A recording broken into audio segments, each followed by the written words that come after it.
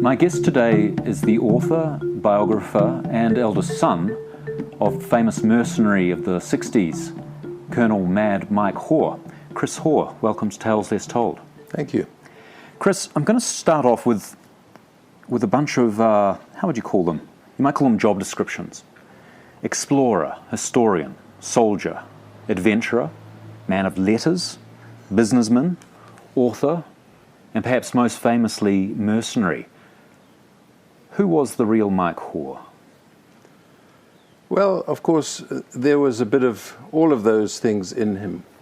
You could say that his first love was military.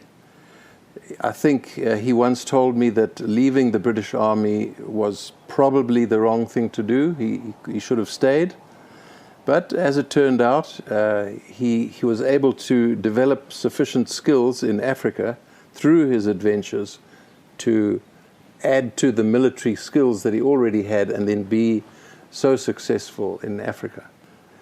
So in terms of, if we could just maybe paint the picture of his life, he was born in India, Yes. in the time of the British Empire. Yes.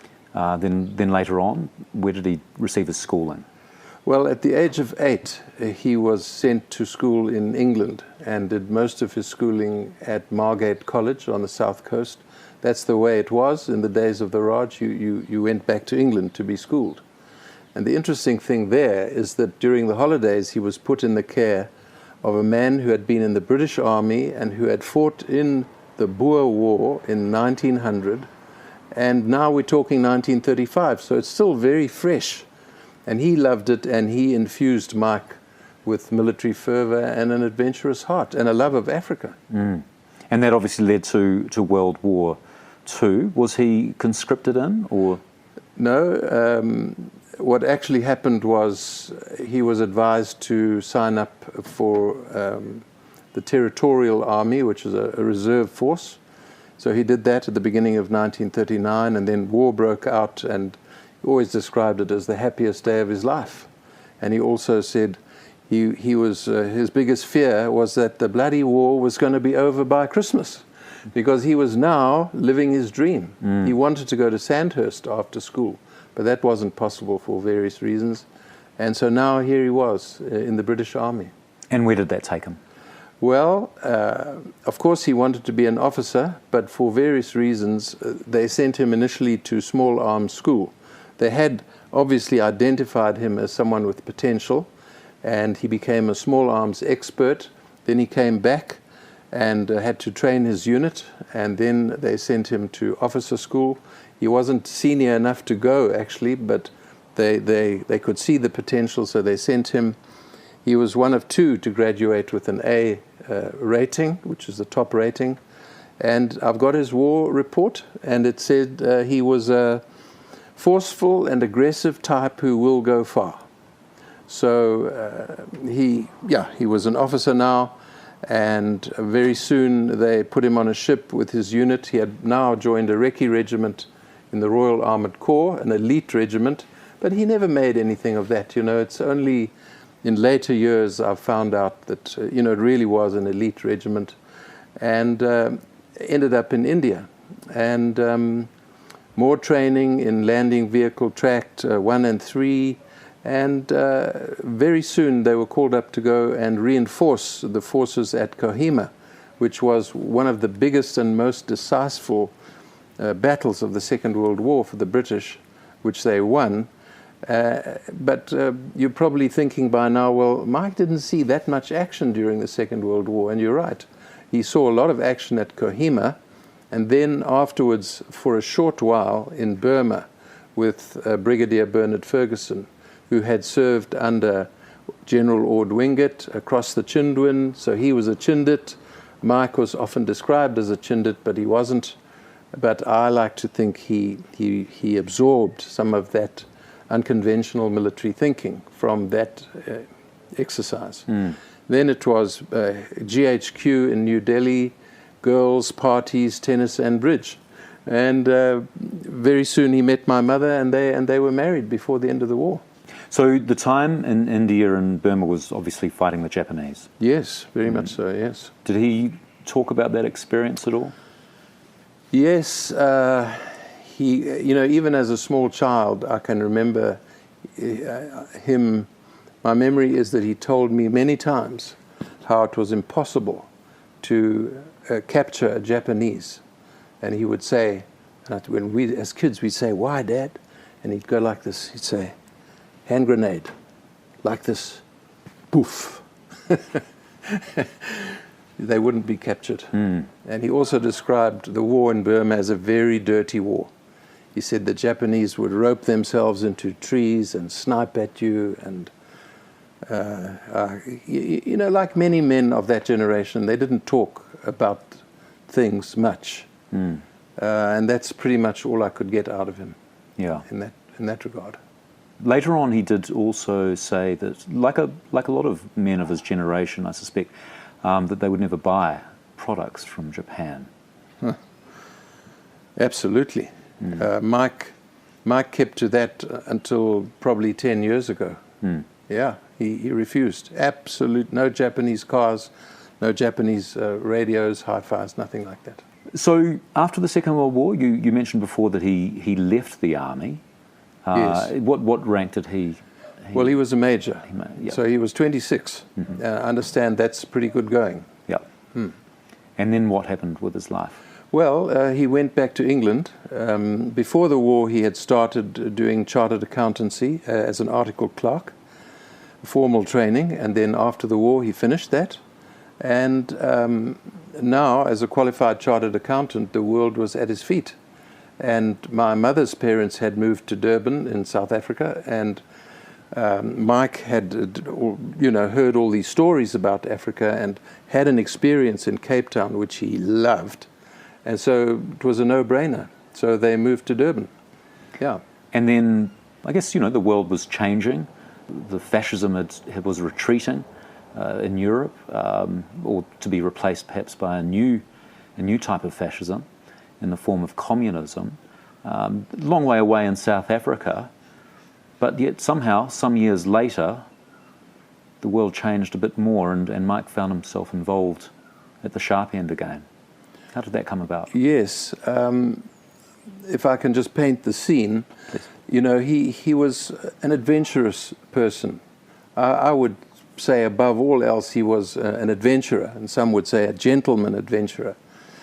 And he espoused the philosophy, and many young men did at that time, that you get more out of life by living dangerously.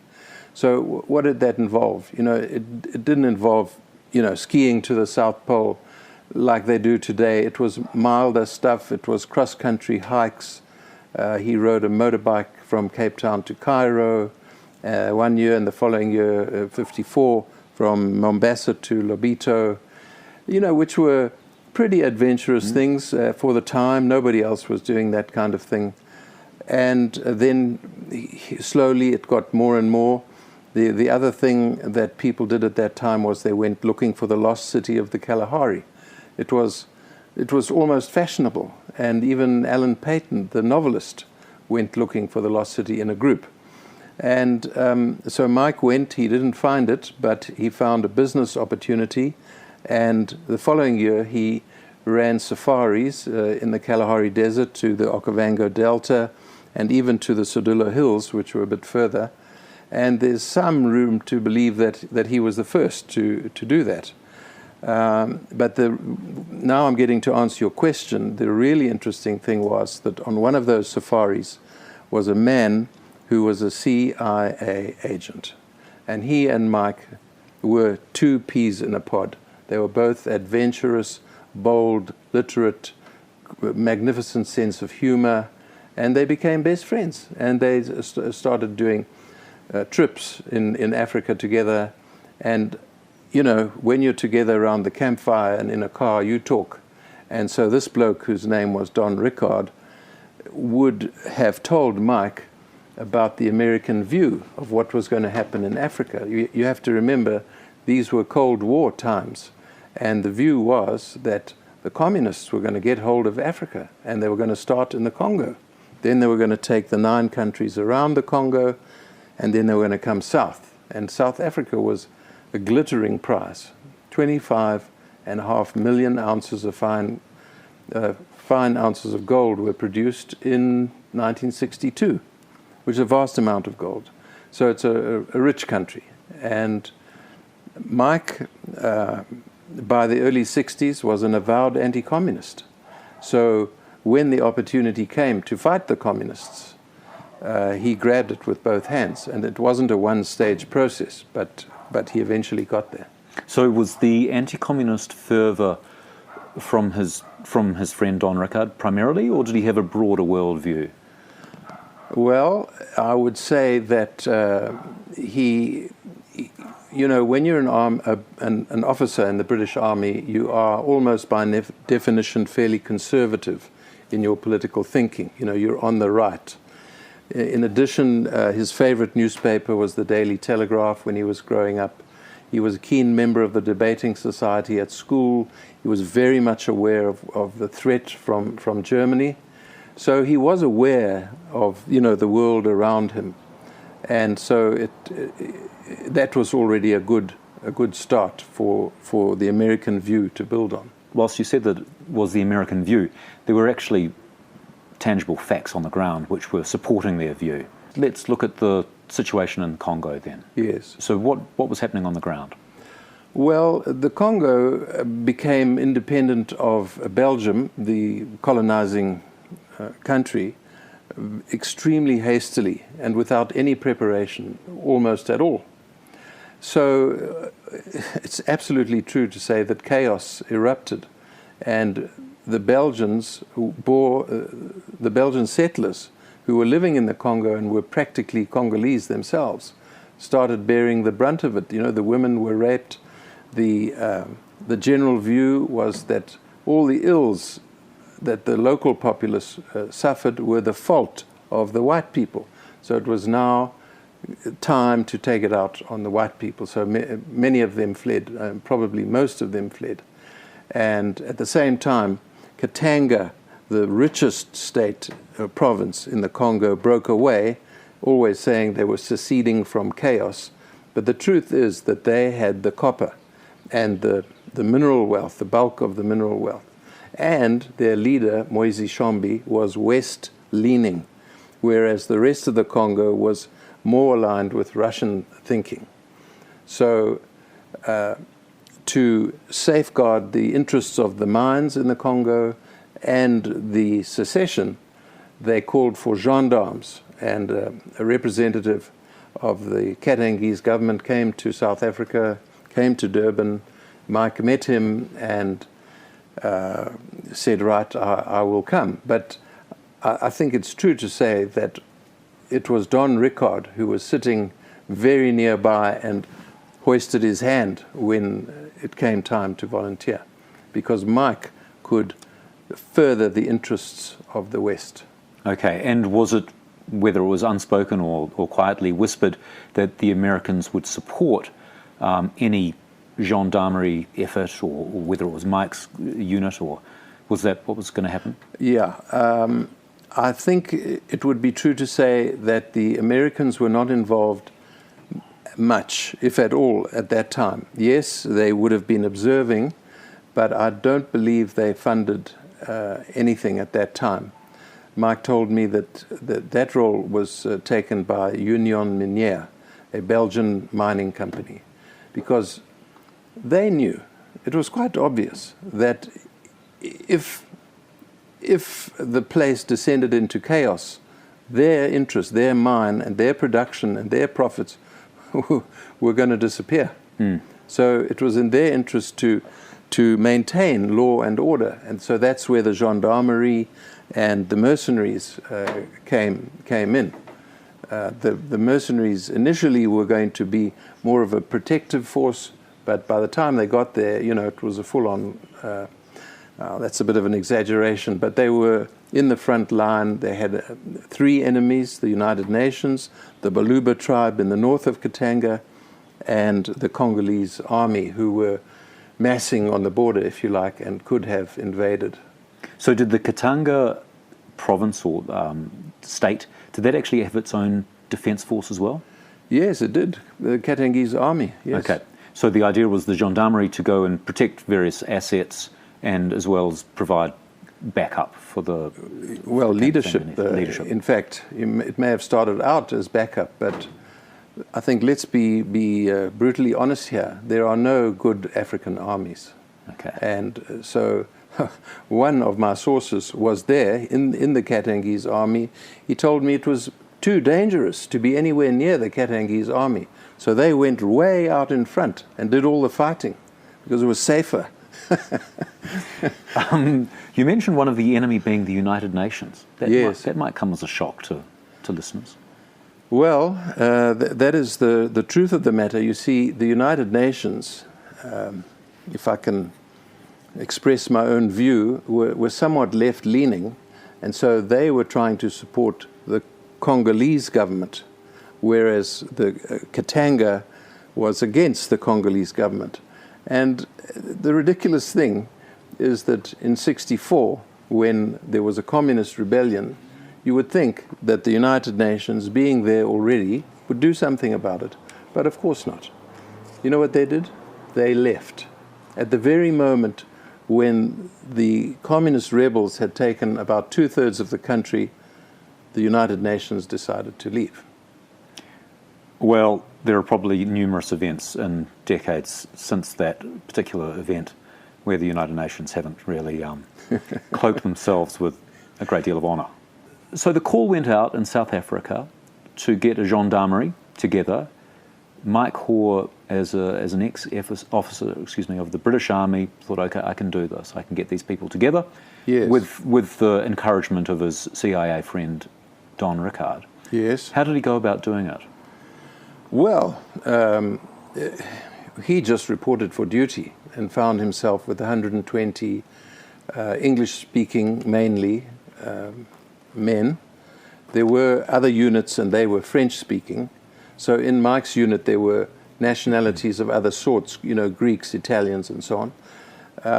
And there, I don't think we should make too much of this because in my view, Mike's involvement in Katanga was really a sideshow. It only lasted about 3 months.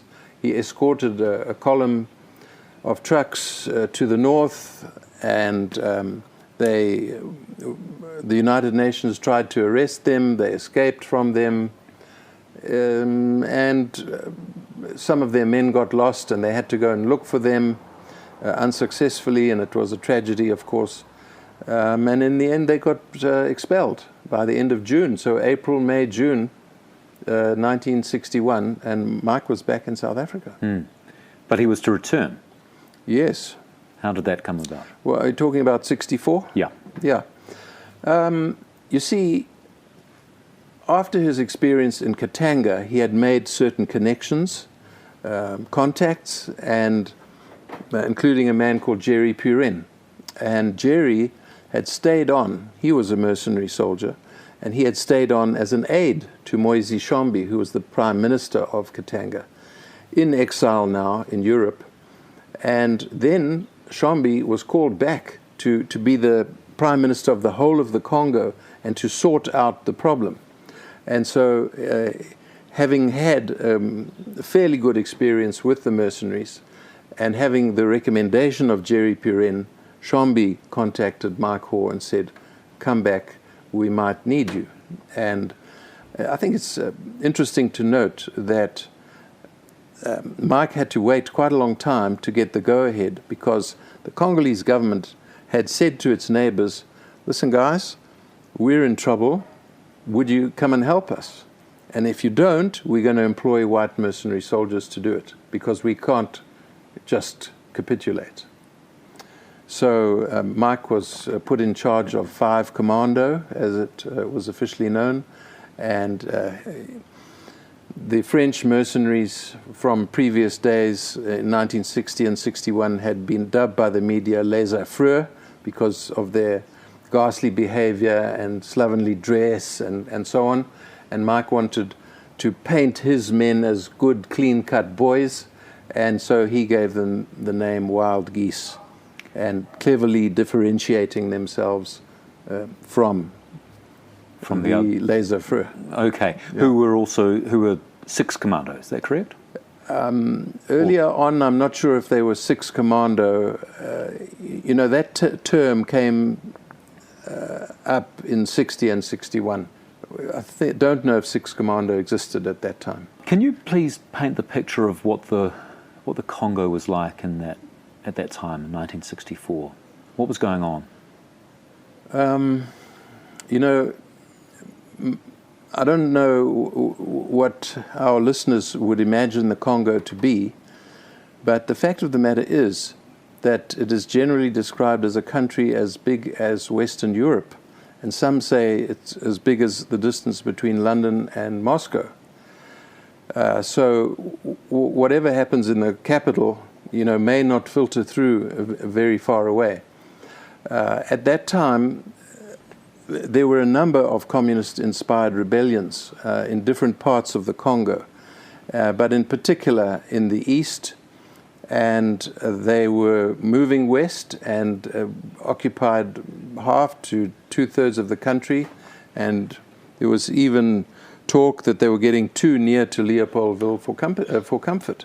And so something had to be done, and that's when Mike was called in. Mm. Now, did he raise 5 Commando? Was he responsible for recruitment? Yes, he was. He set up recruiting offices in Johannesburg and in Salisbury, and didn't do the recruiting himself initially. Well, not even later, actually, to any great extent. He was in the Congo, and he would receive the men.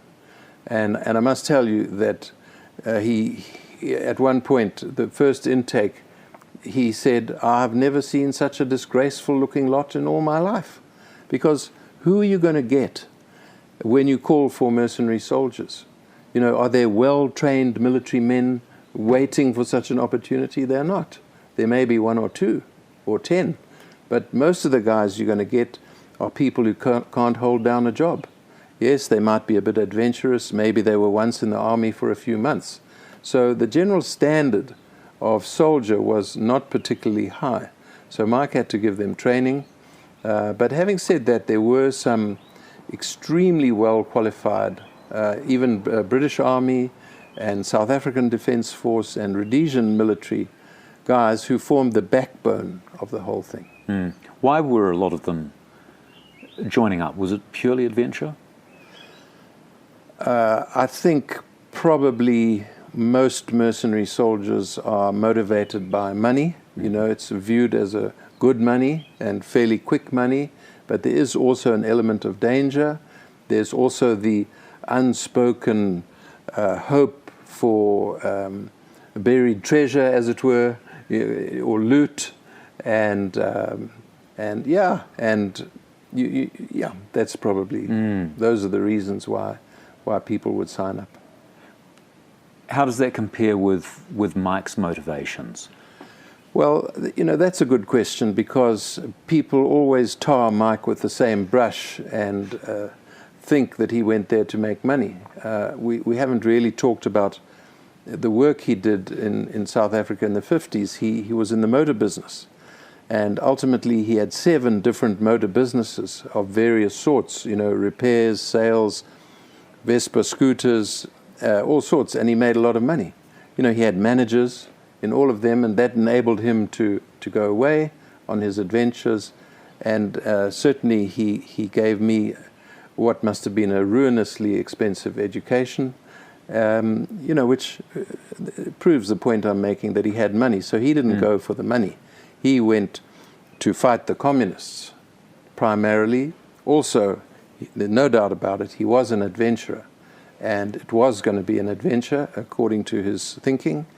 And even probably more important than the adventure was the thrill of command. He loved leading men. He loved leading tough men, as he said once, men who could live hard and not grumble. It gave him satisfaction, almost a thrill. And why not? Let's go back to the Congo. I'm sure that you've read Joseph Conrad's Heart of Darkness, which inspired Apocalypse Now. Lots of gruesome scenes in that famous book. What can the Congo do to a man? Well, one of my sources said it was a malevolent wonderland where people did horrible things to each other. It's hard to imagine, sitting in a lovely home in a city, what can go on out there. And Mike was determined to maintain morale and discipline, and one of the ways he did it was by making people shave every day, in battle or out, making them wear standard uniforms, no camouflage caps, no daggers, no belts with ammunition, or strictly the British way of doing things.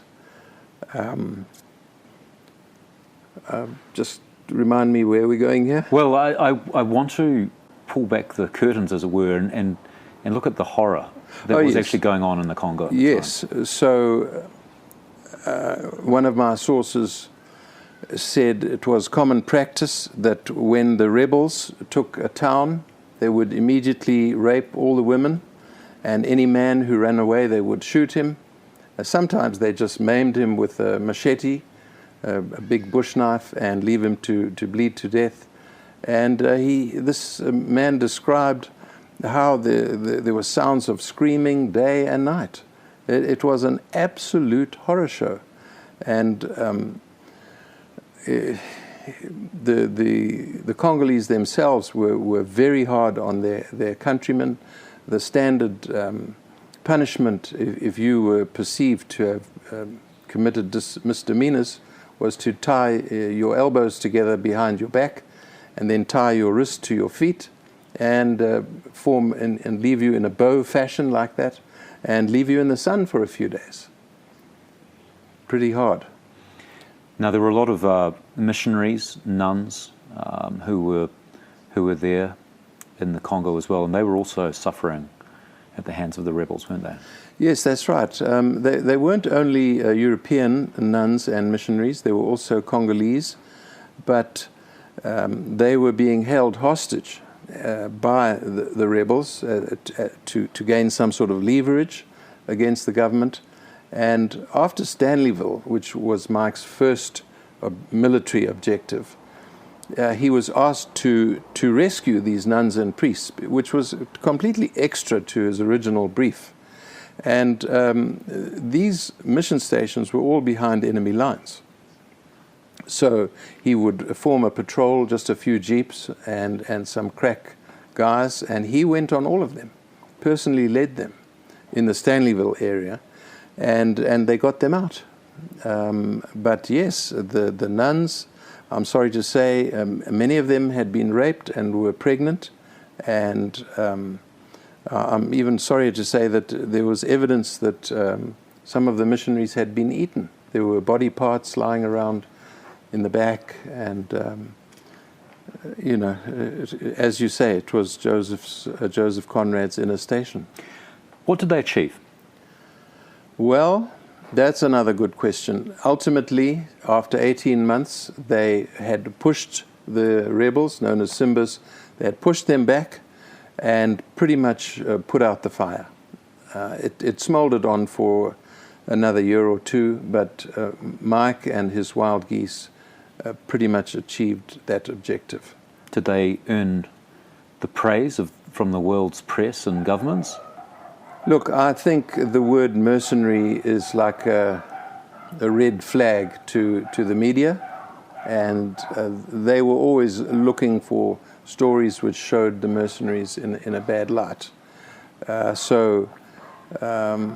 But that's only one view. The people who were there knew it was something different. But it's true to say that the media poured scorn on the mercenaries. How did that affect Mike? I think at that time he, it was like water off a duck's back. And in his book, which he wrote about those times called Congo Mercenary, he says that he was proud to have led 5 Commando. He would do it again, and he was proud of his boys. But the fact is that ever since then, he has tried, more successfully sometimes than others, to distance himself from those days. Because mercenary soldiering, in spite of everything, is regarded in many circles as a dirty occupation.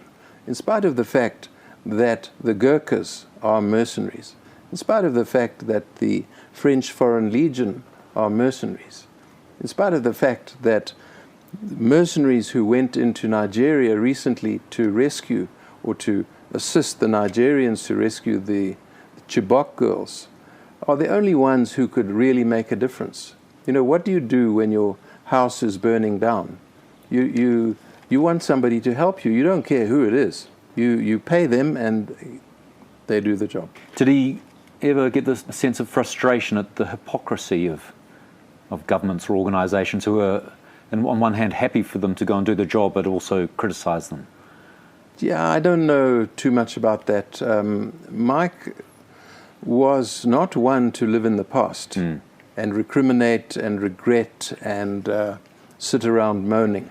He was a man who was never happier than when he had a plan and a project for the future, and wouldn't waste his time. And so I can't remember him talking like that. In his fighting days, he fought against the Simba you mentioned, Baluba rebels, the Congolese army, the Cubans and Japanese. What were his opinions of his enemy?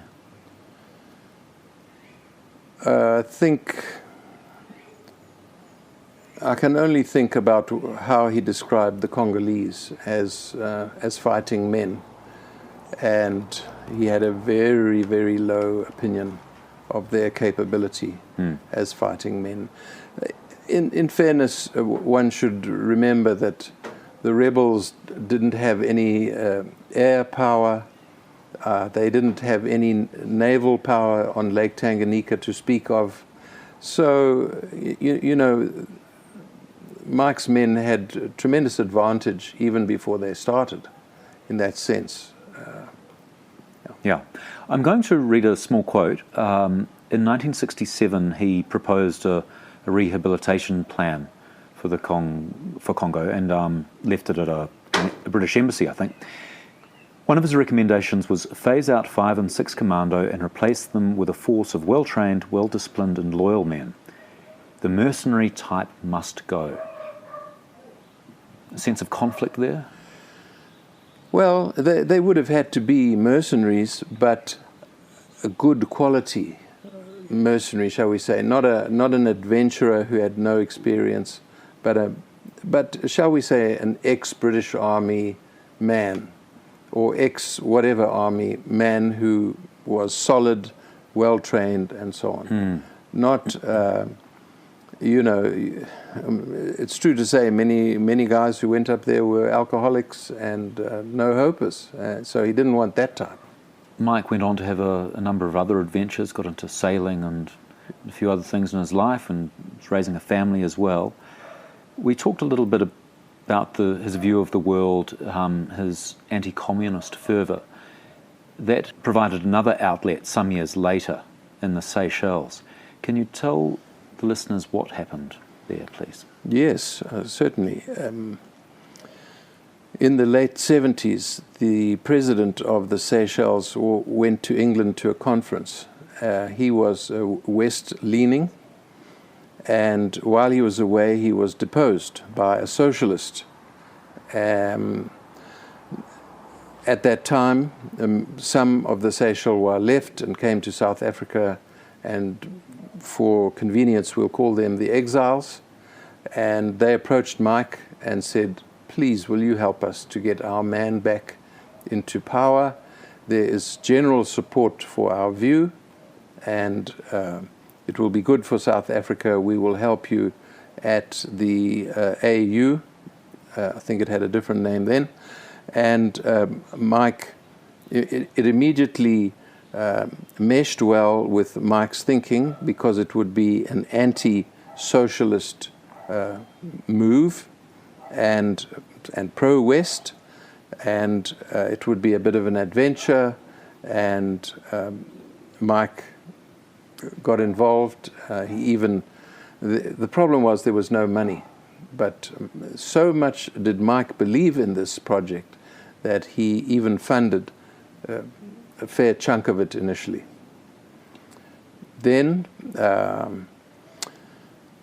money started coming in dribs and drabs, but you actually need a lot of money to do something like that. And Mike did a recce of the Seychelles, and his first plan was for 200 men to be recruited and taken away out of circulation to a far-off place like Oman or one of those countries where they would train intensively for an assault on the Seychelles in their own boats. But the price tag of that was going to be $5 million, which in those days was a fortune. You know, ordinary people couldn't come up with that kind of money. It had to be a government. And the Exiles encouraged Mike to approach the South African government. He said no, approach the Americans. They said no, approach the South Africans. So Mike did, and initially the NIS, National Intelligence Service, and they put him in touch with the South African Defence Force in Pretoria. Mike had a meeting with them, and very soon a truck arrived at his house with enough armaments to fight a small war. For example, 75 AK-47 rifles, 23,000 rounds of ammunition, rocket launchers and rockets, hand grenades, radios, you name it. So, but the problem was the weapons are now in South Africa, near Pietermaritzburg. How are you going to get them to the island? So plan A involved sending them in crates with sandware and other goods, and then he was advised against that. That route was no longer safe. You know, there was supposed to be someone to receive it who had a cozy relationship with customs. Then plan B called for a large yacht, a sailing yacht, with spacious bilges and a captain who knew the waters. And Mike found all of that, but the tag was simply out of reach. So he went back to the NIS and said, what do we do now? And they came up with the eventual plan, which was that the men would travel on a charter flight to the Seychelles with their weapons concealed in false bottoms in suitcases. And that's what happened. But I think in fairness, I should note that 9 people were sent as an advance party in dribs and drabs. They checked their luggage. I mean, it just tells you how much the world has changed. In those days, there were no metal detectors. They checked their luggage in at Durban, and they took it out at Mahe in the Seychelles. No problem whatsoever. So everybody thought, right, this is going to work. And they took off from Swaziland. It was supposed to be a flight going directly to the Seychelles. For some reason, they picked up a Frenchman in the Comores, and he had fruit, which was a banned item. So when he was going through customs, they found the fruit, and they thought, oh, we better check all these other guys. They may have fruit. And they found a weapon. And then the fighting started. The element of surprise had gone. And there was a barracks, an army barracks at the end of the runway.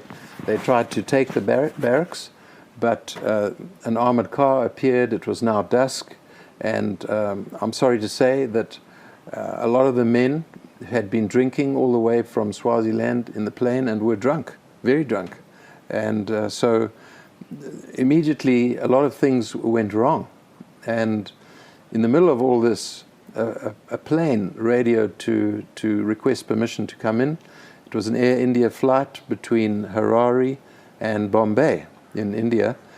And Mike said, no, no, no, and somebody countermanded him. The plane came in, and Mike summoned the captain, who incidentally later told the media that he was summoned by a polite mercenary, because Mike really was always polite, even when hijacking. And the pilot needed to refuel and to get out of there. And so the runway had been blocked in various places, so they helped him remove the obstacles. They refueled him, And at the last moment, according to Mike, the pilot said, well, guys, you've helped me, why don't I help you, and why don't you come? But no weapons. And so Mike eventually gave the order that the guys could get on board, leave their weapons behind.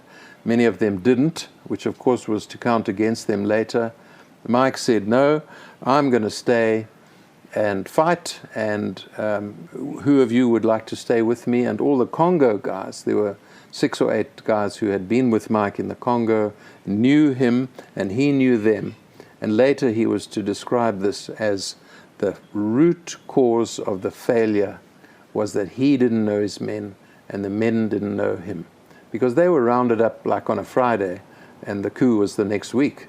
So they'd had no time to align thinking and probably even to synchronize watches, you know. It was all done in a bit of a hurry. So Mike refused to go, and some guy arrived with a Colt 45, one of his men, and said, oi, on the plane. And so most of them went and were arrested when they got to Durban, because obviously the original destination was Bombay, but they made them go to Durban. And eventually they all appeared in court, and Mike got 10 years a sentence for air piracy, and the lesser ranks got lesser sentences, and the rank and file got 6 months in jail. And, you know, we thought the appeal would be granted on the turn, and Mike wouldn't go to jail immediately, but they whisked him away within an hour. And then began a very tough time for all of us. How old was he at this time? He would have been 62. It's quite a thing for a 62-year-old to go off and do. Well, yes, exactly, and not just that, but he was a 62-year-old who hadn't fired a shot in anger in 16 years.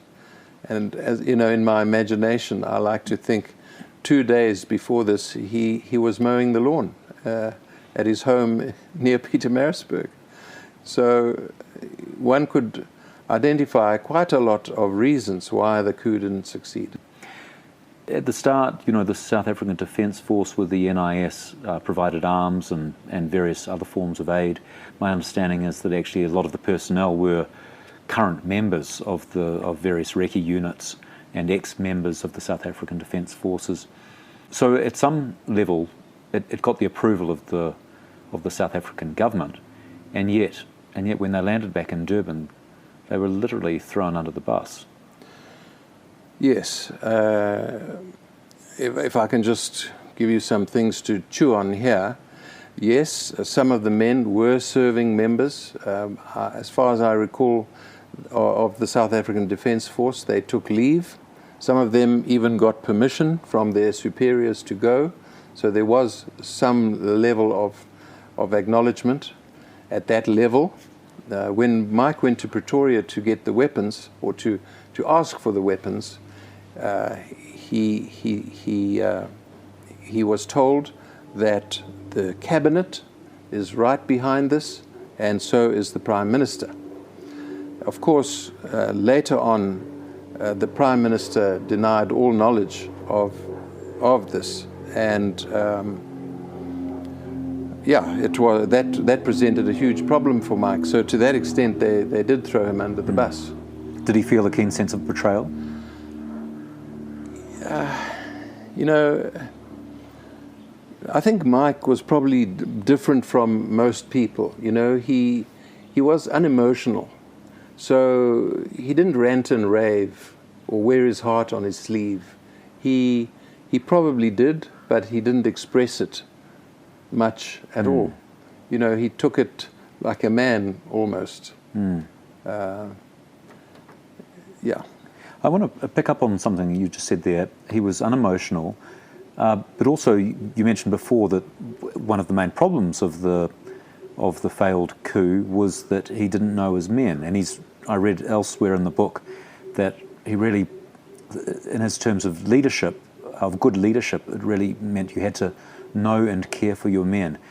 How do you reconcile those two things, the unemotional part and yet this need to care for his troops? Yes, you know, Mike was a military man. So when you're a military man, you can't afford to be emotional about the events that happen in the military life. But Mike also knew that to be a good leader, you had to do A, B, and C. And in this case, he knew you had to know your men. That was the first rule of leadership for Mike. You had to know your men. You know, it started off by knowing their name, not hey you, it was their name. And of course, as soon as somebody knows your name, you've got no room to hide because he's watching you. And he's getting to know you, and he's aligning you and making you more effective, and the whole force more effective. And the second thing is that you have to care for them. You don't have to tuck them in at night, but, you know, men, all human beings have problems from time to time. And he told me a lovely story about, in the Second World War, one of his men was distraught about something. And so Mike came alongside and said, you know, what's going on? And the guy said, well, everybody's getting letters from their loved ones, and I haven't heard from my wife. I haven't received a letter for months. And so Mike took the effort to go behind the scenes and find out. And it turned out they were newly married and his wife could not write. Was he a man of his times? Could you elaborate? Well, I would suggest the answer would be no, because he's such a unique life. But if not in the mid or the latter part of the 20th century, when should he have lived? Well, one could almost say that he was ahead of his time. In one way, I've told you about the safaris. He was the first, or one of the first, to run those safaris. So he was ahead of his time. Of course, mercenaries have been known to fight throughout history. But in the 20th century, yes, there had been minor mercenary forces. But now, suddenly, in the early 60s, this is quite a big thing. So I'm trying to make a case for Mike being ahead of his time. But at the same time, he once said something which I think encapsulates him absolutely, and that was that he thought he should have been born in the time of Sir Francis Drake, which, if I remember, was 15 or 1688, out robbing the Spaniards. And you brought the booty back to the Queen, and you knelt before her, and she made you a knight. You were respectable, but you were a thief. If he was a young man today, and he actually only recently turned 100. That's correct. Which is a remarkable Yes. innings for someone who advocated living life dangerously. Exactly. If he was a young man today, what do you think he'd be doing? You know, I've never thought about that. You know, adventure today is a much wilder type of existence. I think the adventures people undertake today are pretty much extreme. I haven't thought about that. I don't know. No, it's fine. Now, you spent about 12 years or so writing this book and researching it. What was the experience like for you? Well, I can tell you I loved every minute of it. I started by reading Mike's books, which at that time were 5, I think. And then I soon realized that there were a lot of things that he hadn't talked about, like how he came to go to the Congo. And so I arranged to interview him, and we had formal interviews for a course of 1 week every morning, all morning, recorded interviews. And then I started putting the word out, and what with the internet and email, I started developing a network of contacts, and I developed a modus operandi where if somebody asked me to ask Mike something, and they did a lot, I would help them. And then invariably somebody would send me a fantastic photograph or snippet of information which fitted in very well in a certain place. So I corresponded with people all over the world, and I was blessed to be helped by a Swede who's the absolute world expert in mercenary affairs in the Congo. And so he gave me certain documents. I probably would have had to go to America to find these documents, but he had them. He had been to America, and he gave them to me freely. And so I tried to help him in little ways as well. Mike wrote, I think it was 9 books over the course Pretty of much his lifetime. 7. 7 or so? Yeah. Excuse me. How does your story differ from his versions? Well, yes, I have taken the best bits, if you like, out of his book, but always, summarized and condensed. I am a journalist. I think I do that well. But, that was just the foundation. On top of that, I received a lot of new information. And so I was able to put that in. And, of course, I was there personally for some of those adventures and the sailing, and of course for the description of Mike that only a son would know. So I actually tried to keep myself out of it almost entirely, but I found that impossible actually. So I would, where it was relevant, I would, for example, say that he was an unemotional man. So how did he express his love for his children or approval of what they were doing? He never said, "I love you, well done." He said, "Give that man an orange." And we all understood the code. How did having a father like Mike shape your life? Well, look, I think what he did was introduce me to adventure, and secondly, he modeled an unconventional way of living. So, of course, I was never attracted to any mainline lines of work. And yes, I did do a degree. It turned out to be the wrong degree. And then I went into journalism, which is a very attractive line of work in the sense that you get to meet fascinating people and go to unusual places and so on. It's a very stimulating line of work. So in a way, that appealed to me. But I think mainly this modeling this different way of living legitimized my decision to go sailing with Mike in the Mediterranean after 1 year on the newspaper. And I didn't come back for 10 years because I had such a wonderful time all over Europe and in England, learning languages and meeting people. And I was a teacher at one time. I did all sorts of different types of work. And it was only when I was 32 that I came back to South Africa and went back into journalism and started trying to build a career. And of course, I'm way beyond retirement age today, but I'm still working. Good, and it's culminated in this wonderful book. It's called Mad Mike Hoare, The Legend, a biography by his son, the author Chris Hoare. Chris, where can people find this book? Right, well, I'd like to suggest people go to bookshops in South Africa. It's in the bookshops. If the book's not there, they will order it for you and it'll be there practically overnight. It is in British bookshops as well, and on some of their online outlets like Waterstone and Foyles in the UK. Those are the main places where you can get it. If you want to correspond with me or get a message to Mike, I've got a website. It's called madmikehoare.com. Easy one to remember. Please get in touch. I'll put the links up. Chris, thank you so much for your time and joining me on Tales Less Told. Thank you, Richard.